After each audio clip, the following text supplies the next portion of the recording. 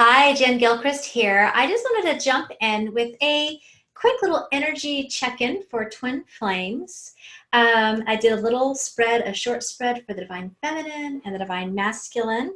And I'd like to just go ahead and jump right in. For those of you that are new to me, thank you for joining. Say hello below. For those of you that are returning, thank you for returning, and hit subscribe if you resonate with my videos, and get your notification bell turned on so that you'll see when I put new readings out, as well as I do content for helping you really align with your unique gifts, your purpose work, and really sharing your uniqueness with the world, trusting your intuition, spiritual awakening. So that is my main business. And recently, as I've gone on to meet my twin flame, it activated me to a deeper level of that journey. So that is why I'm here, being of service as well, to support and guide those others that are in twin flame or even high level soulmate relationships. I believe come into union. There's a lot of very much similar things going on there in terms of how to attract that. Also check the description, because I have a link for a waitlist, and depending on when you see this, it might be an actual link to a membership site. But for the Divine Collective, I was all around a Divine Collective membership where I could go much more deeper for a very inexpensive cost, deeper readings, deeper healings, aligning with your purpose work. It's about attracting, aligning with purpose, embodying self-love and unconditional love, and attracting your union. And so I'm curious, some insights below. You'll get the best pricing. If you click the waitlist below, I will keep you posted on how that develops, and you can also give me your feedback on what you would like. I have a few options there. Okay, so let's get started with the reading. First of all, this is really cool. The bottom of the deck was the Hierophant, so it felt like a lot of spiritual growth. I do read rather intuitively and loosely. I mean, I think I do follow the tarot, but mostly I read intuitively, so it may not be exactly how you would interpret these cards. This is the Sun and Moon Tarot deck, but the Hierophant, so it just feels like a very spiritually grounded spiritual growth that's happening overall for both divine feminine and divine masculine. And then over here on my other tarot deck that I didn't use, I just now happened to look over, and we have the High Priestess card turned upright from the bottom of that deck. Yeah, it's the bottom of the deck on that card too. My tarot deck got flipped over, and so right next to each other I have the High Priestess and Hierophant on the bottom of two decks. So I thought that was fun, because that's just a perfect union, right? Both in their power, in their spiritual power, and in their intuition. So for the Divine Feminine, I got these two cards together that came out, and it's Six of Cups and it's Wheel of Fortune. And so I feel like there could be a sense for some of you that you've been reminiscing about the past a bit. I feel like for most of the people that I'm channeling for right now are not in communication, or very minimal, but probably not in communication, but have met their person.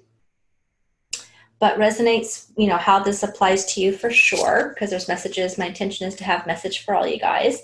But it's about the Six of Cups, and then came out with the Wheel of Fortune. So the wheel's turning. I feel like there could be some of you that are resonating with reminiscing in the past and almost being a little bit missing, but more than anything, I actually see them reminiscing about the fun times. Like, I feel like you're in a pretty good space about being able to see what did it, like the good from it, right? The good memories. And that's a great space to be in. When you can be in the space of just appreciating and feeling that pleasure, and being in the space of reminiscing from a positive perspective of the things you enjoy with that person, but then also shifting that. It feels like there's a shift happening with this Wheel of Fortune, of being able to shift the attention into the future. Instead of looking back at the past, taking that and being able to allow new memories and new things to come in. So it would be less about reminiscing, but it's about taking those positive feelings and experiences and being able to see that come to fruition, almost like as a way of manifesting. I feel like you're working on manifesting actively in this relationship, of calling in the union, of calling in a soulmate.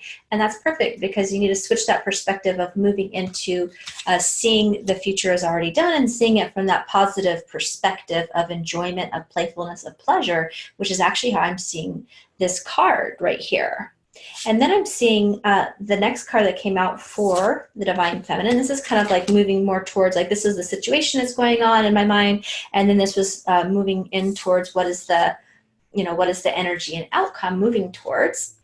Because here's the thing I noticed too, the mirroring that's happening is both Divine Feminine and Divine Masculine in the same positions of the 4 cards on each spread have major arcanas. So there's a lot of spiritual growth and transformation happening on both sides. So that's really good to note as well.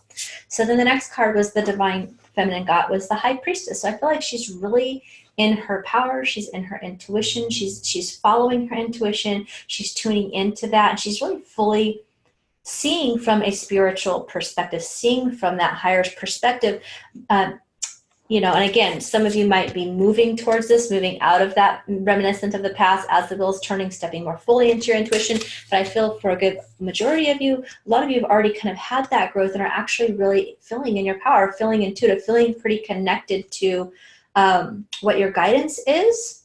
And also in terms of the 6 of Pentacles came up at the end, which is your success. And so these came out, as we're moving towards the outcome of this wheel turning, besides manifesting and attracting towards union, which I think you're doing a good job of following your intuition on, it's also showing you that you're, about following your intuition around your business, about setting up your foundation with your money, with your purpose works. I feel like you are starting to find your focus to be back on you and creating that solid, sovereign foundation for yourself as well. And that is creating that creativity and that inspiration that's coming through you is actually very attractive for attracting just getting you aligned with your highest potential, getting you aligned with your higher purpose.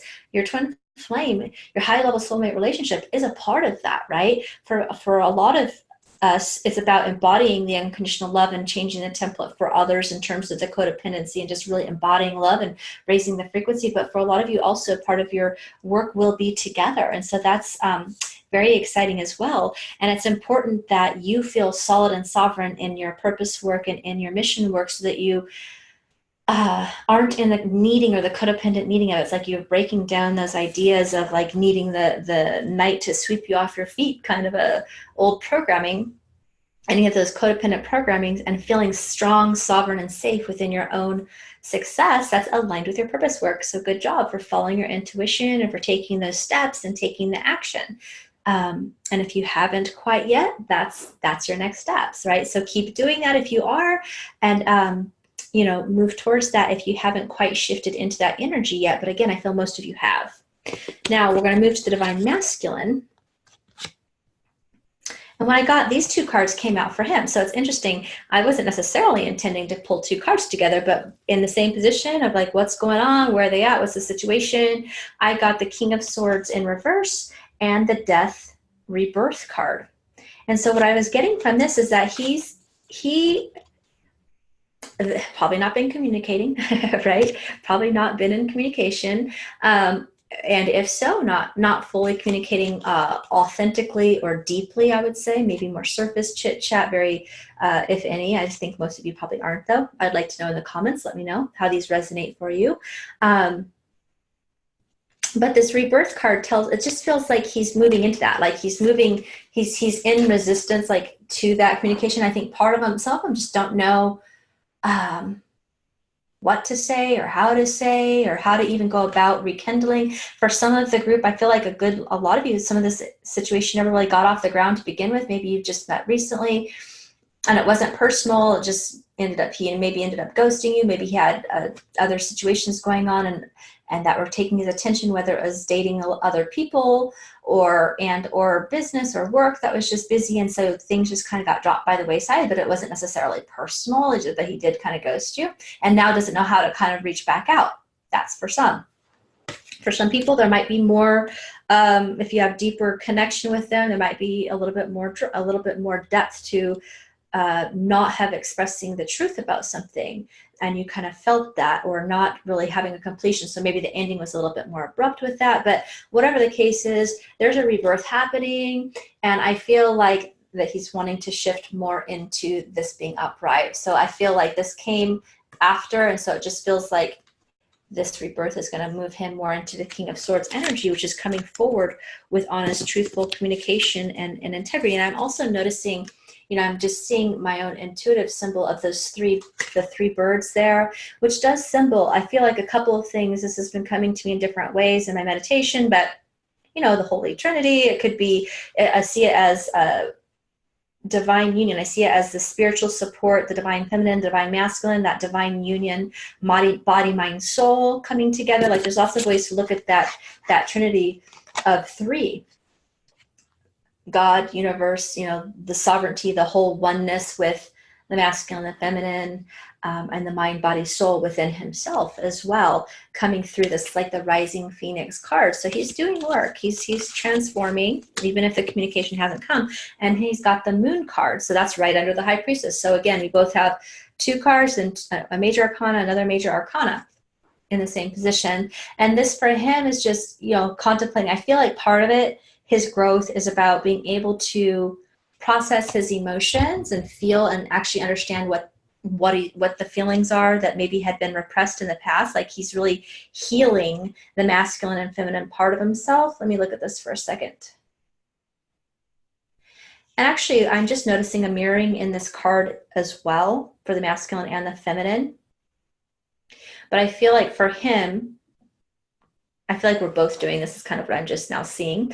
But for him, I'm seeing a merging of his divine masculine and feminine. I'm seeing like he may have been more compartmentalized. Like I'm just noticing intuitively on the card. I've never really seen it this way, but like here's masculine and the feminine, and he's starting to like bridge those gaps as he starts to heal these emotions that he wasn't allowing himself to fully acknowledge or feel his desires more fully, or do whatever healing from the past, whatever he's going through. I think a lot of it could do with, healing previous relationship situation or something where it was making him emotionally unavailable is now coming to surface. The other aspect of this card, because it came out, as we're looking at, what's coming forward after this rebirth, what's the next steps? Where's it moving towards the outcome? And it came out with the 8 of Wands. And so it feels like for some of you, the moon could also represent, no matter what, the 8 of Wands is saying of like swift communication, of passionate communication. But then with this moon card, it feels like it's also going to be a more vulnerable and authentic truth telling, or a true desire to actually make things right or have a fresh beginning in a way. Some of you, like I said, if it was a new meeting, there might not be anything personal. It's just trying to find the words. He's dealing with his stuff, and now he's feeling better and kind of in a more balanced space and ready to come forward with some, an honest communication about wanting to just start anew. Like he wants to come forward. He just right now is still in the reverse of the King of Swords energy. Depending on where they're at, some might be already through that growth period, some might be in it or just beginning to go through it. Again, timelines are kind of malleable and different for everyone. And the other aspect of this, if you had a deeper situation that was a little bit more like a relationship that broke up, could be that secrets are going to be coming to the surface. He wants to communicate authentically and honestly, because he really does want a passionate new beginning. So that is the cards I got there. Now, I did already say the bottom of the deck on one card that came up for this reading was the Hierophant, which tells me I feel like a lot of spiritual growth and contemplation for both sides is the overall energy, but then having the High Priestess on the other random deck sitting here, I thought was kind of fun. Now, this card just kind of popped up. And so timelines, I don't, usually when I ask my intuition or intuitive guidance or spiritual support team for timelines, and I think that this is something to bring up because it can create disappointment and frustration, I think, along this journey, because you get these readings and you're like, okay, like when we think swift action, that means like tomorrow or next week. And for some, it might be, right? But this card flipped out and I got a year from now. Now, what I got is, for some of you, it may be more quick. I'm not saying that the first communication is going to be a year from now, but what I got in this card is I see them. Sorry, it's nighttime, so I have to have all my lights on, but there's 2 angels here. Oh, okay. It feels like you're actually coming into union or into more concrete, solid relationship with one another. Might be a while. There still might be some healing. So in spiritual world, timing is always different. So I feel like any time within the next year, when I really tuned into it's like, okay, some people may be getting this pretty quickly, spring, some summer, a lot of people, I feel like some are fall energy, but within a year from now. So that's where I think spirit sometimes is like, what I've gotten in the past, when in the beginning I would ask this more often than I do now. I try not to, because I feel like it is always changing depending on how both people have to do their work, right? And the more we do our work, the faster that kind of opens a space for them to do their work. And that way we can help each other grow more quickly. But the bottom line is there is divine timing. There is free will of choice. Timelines are malleable based on decisions and choices people make. So it does shift. And Spirit's idea of fast communication can sometimes be different, because there's not time in the upper dimensional realms, right? Time is not the same as it is for us here. And so if we get attached to a time, then it's actually slowing it down. I always get, like, when I first met him, I was like, well, what is going on? When is this going to happen?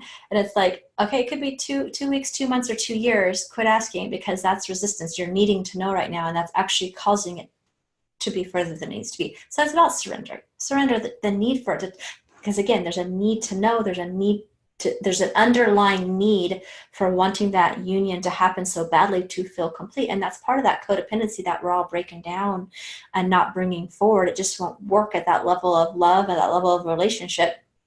And it's just not what we're here to do. We're here to not be in that need space, right? And so just needing to know the time is sort of in a needing it to happen space to feel fulfilled and complete. And that's what we really need to get away from. And so the more that you just keep doing what you're doing and focusing on you, on connecting with your higher self, yes, do your active manifesting if you want to, but as long as you can keep it into a space of just having it be elevated and fun, and in that higher frequency is where I'm finding it to be more supportive in the fifth dimensional realms, right?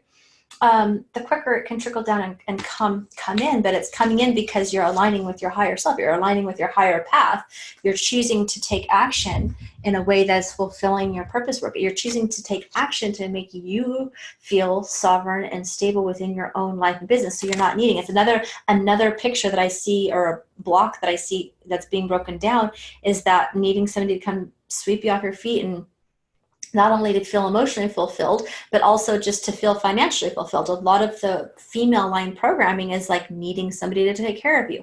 Now, the reverse side of that is a lot of us are very much either hurt by past things or want to feel safe. So then we feel like we can't let somebody in, or we can take care of ourselves. So wherever the imbalance is, and feeling like you need someone to take care of you, or you feel like you've overcompensated, right?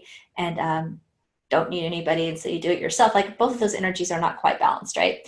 So would you agree? I would say yes. So it comes down to, as you align with your purpose, as long as you start to dismantle these old ways of doing relationships through this process of feeling sovereign and whole and complete within yourself, that's when it gets to come in, right? And that's just a natural byproduct, kind of icing on the cake kind of thing, because at that point, yeah, you always desire it and want that, and you know it's coming, but you've surrendered to not waiting and needing and yearning and longing from that space. And you might have days or moments of that. I mean, we're human for sure, right? But the more that you can be in that higher elevated space and just really focusing on you and filling on your own love cup, and then when those times come, kind of question, well, where is that really coming from? What's really going on? What do I really need? How can I give that to myself now? Those kinds of questions. It will help you. And so, yeah, I don't necessarily think that it's going to be a year before you speak to them, but it could be, right? But for most of you, I think that actually means like when it will actually be more stabilized and more in union within the next year. And that's going to be a range for all of you, since everyone's on different paths. And my suggestion is just to surrender that. And I think that this card fell out because I wasn't planning on doing a timing thing based on that factor, especially on a collective situation. But I think that it was important for me to bring up that topic, that if you're feeling like you need to know, then it's time to surrender it, right? Because that's actually causing resistance from not having, which is not the vibration that's going to attract it, okay? So I know that can be difficult, but that is just the messages that are coming through. And check out the wait list below. If you feel like, you know, the work that I do with people is I help people really awaken to their spiritual gifts, move through awakenings, move through their fears and blocks, align with their unique gifts and purpose work, so that they can really go make the income and impact with their divine mission. And so that is what I know the divine feminine is called to do, And oftentimes we have a lot of work to do around visibility, around creating money with our gifts and those kinds of things. And so the membership that I'm looking at creating and still kind of developing and would love your feedback on is in the comments below. You just click the link, of course, no obligation. You would get the best early bird pricing available. So that's always a good reason. You'll stay informed, but also you can give me your feedback. I have a quick couple of things. You just click the things that interest you, and I really do see it as being, yes, some more in-depth readings and clearing work, but also for the divine feminine to continue to align with her purpose work and align with her money goals and align with self-care and embodying self-love and all the things that we actually need to do, that we want to do for ourselves, that will lead to the natural byproduct being in union with your soul aligned love, whether you see that as a twin flame or a high level soulmate relationship, whatever you're connecting with. And also just create support. It creates a positive way to, have a community of other women who are in this with you, who are making a difference in the world. It creates space for collaborations, and it helps us to develop ourselves to align with our highest path and purpose work. So that is something I'm tossing around and it's coming together. So I would love to get your feedback on that. I'd love to hear how this resonates for you in the comments below as well. So if you resonated with this, click subscribe, share this out, comment, let me know how it's going for you. And I'm just getting this channel going. And so I'd love your support in that if you do resonate. Thank you very much. And I will talk with you soon. Bye.